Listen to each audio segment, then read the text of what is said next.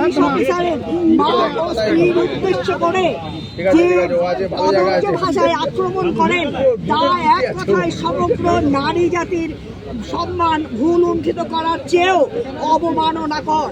এই ভাষা সন্ত্রাসের দ্বারা সমগ্র মহিলা সমাজ আজ অপমানিত।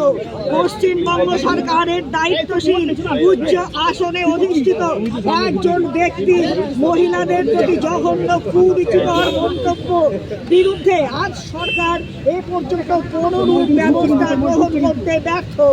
এমনকি এই কুখ্যাত ব্যক্তিকে কোন রকম সাজা প্রদানের ক্ষেত্রেও সরকার সম্পূর্ণরূপে ব্যর্থ। এই সভা সদনের সমস্ত কাজ মুলতুবি রেখে এ বিষয়ে আলোচনার দাবি আমরা জানিয়েছি, কিন্তু সে দাবি আমাদের কোনো রকমভাবে অনুমোদন করা হয়নি, আমাদের ওখানে করতে দেওয়া হয়নি। আজকে যেভাবে পুলিশ অফিসারকে অপমান করা হয়েছে, তার মা বোনদের প্রতি যে নোংরা ভাষায় করেছে